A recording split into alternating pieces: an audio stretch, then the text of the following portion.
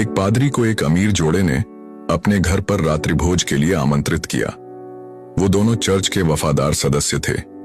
रात्रि भोज बेहद शानदार था।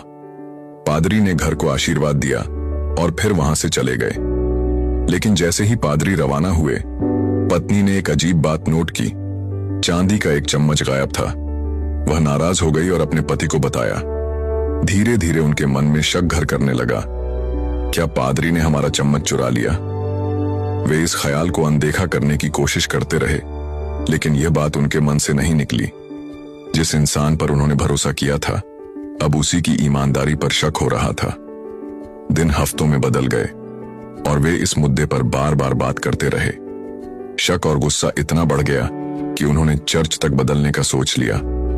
फिर एक दिन पति ने सुझाव दिया, चलो पादरी को फिर से खाने पर बुलाते हैं।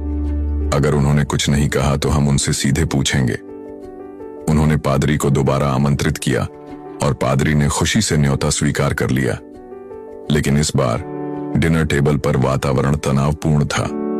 फिर पत्नी ने साहस जुटाया और सीधा सवाल किया, पादरी जी, कृपया सच बताइए, क्या आपने मेरी चांदी की चम्मच ली थी? पादरी मुस्कुराए, शांत स्वर में बोले, मैंने वह चम्मच आपकी बाइबल के अंदर रख दी थी, यह देखने के लिए कि आप उसे पढ़ते हैं या नहीं। अब मुझे जवाब मिल गया है।